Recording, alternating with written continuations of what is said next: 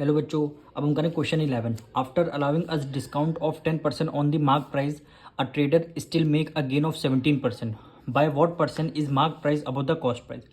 कह रहा है रेट परसेंटेज आपको बताना है कितना कॉस्ट प्राइस से मार्क प्राइस आपका ज़्यादा है, उसका आपको रेट परसेंटेज बताना है। तो सबसे पहले इसमें हम कॉस्ट प्राइस लेट करेंगे, कितना है 100 रुपीज़। यानी question number 11, let the cost price be 100। यानी हमने लेट कर लिया कॉस्ट प्राइस इसकी क्या होगी 100 होगी। कॉस्ट प्राइस जब हमारी 100 है और इनको सेल करने पर कितना गेन हुआ है 17% का गेन हुआ है। यानी गेन कितना आ जाएगा 17% का क्या हुआ है गेन हुआ है। तो कॉस्ट प्राइस पता है, गेन पता है, आप सेलिंग प्राइस निकाल लेंगे, बिल्कुल निकाल लेंगे। यानी सेलिंग प्राइस होता है गेन के केस में यानी 100 प्लस गेन परसेंटेज, यानी gain percentage upon 100 multiply by क्या आ गया कॉस्ट प्राइस। इस पर फॉर्मूला पुट करेंगे, यानी 100 प्लस गेन परसेंटेज कितना आएगा 17, डिवाइड कर देंगे किससे 100 से, मल्टीप्लाई कॉस्ट प्राइस कितनी आ जाएगी, हमने कितना लेट किया 100 रुपीज़। इसको आपको सॉल्व करना है, यानी 117 हो गया डिवाइडेड बाय 100 और माइनस 100, 100 से 100 आपका कैंसिल हो जाएगा।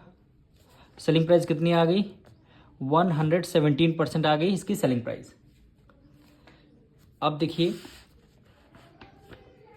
डिस्काउंट कितना है 10% कितने हैं एमपी पे, यानी मार्क प्राइस पे आपको डिस्काउंट मिल रहा है। तो मार्क प्राइस हमको पता नहीं है, तो हम मार्क प्राइस का क्या कर लेंगे एक्स रुपीज़ है, यानी let the mark price be X. हमने मार्क प्राइस क्या लेट कर लिया एक्स रुपीज़ है। आपको मार्क प्राइस सेलिंग प्राइस का फॉर्मूला होता है मार्क प्राइस माइनस डिस्काउंट। अब सेलिंग प्राइस आपको पता है 117% है, यानी सेलिंग प्राइस 117 है, मार्क प्राइस हमने एक्स रुपीज़ लेट किया है, माइनस डिस्काउंट हमारा कितना है, यानी डिस्काउंट है 10% ऑन दी मार्क प्राइस, यानी कितना है 10% on mark price. Mark price कितनी है एक्स रुपीज़ है, तो एक्स पे कितना है 10% डिस्काउंट है।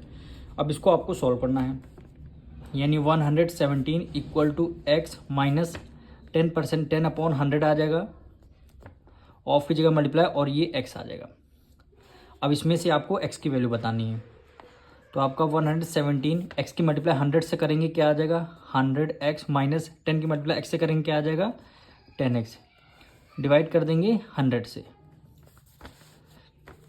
अब 117 इक्वल टू 100 में 10 माइनस करें कितना आ जाएगा 90x अपॉन 100। इसमें से x की वैल्यू आप अगर बाहर निकालेंगे यानी 117, ये फ्रैक्शन 90 अपॉन 100 है, इसको रिवर्स कर देंगे क्या हो जाएगा 100 अपॉन 90 हो जाएगा इक्वल टू x, यानी 0 से 0 आपका कैंसिल, ये 13 टाइम्स जाएगा, 39 से कितना होता है 117।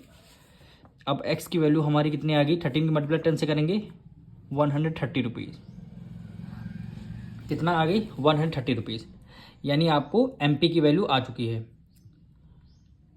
अब क्वेश्चन में आपसे पूछा गया था, कह रहा है what percent is mark price above the cost price. Percentage बताना है कितना कॉस्ट प्राइस से एमपी आपका ज़्यादा है। तो कॉस्ट प्राइस हमारी एक्स कॉस्ट प्राइस हमने क्या लेट किया था 100 थी, और एमपी हमारी कितनी है 130, यानी कितनी ज़्यादा है 30 रुपीज़ ज़्यादा है। तो इसका परसेंटेज आपको बताना है, यानी कितना ज़्यादा है, यानी अबव डिनोमिनेटर में क्या रखना है सबसे लास्ट वाली डिजिट, यानी above the cost price. Cost price ये क्या रहेगी डिनोमिनेटर में रहेगी, और एमपी आपका न्यूमरेटर में कितना ज़्यादा वो रहेगा।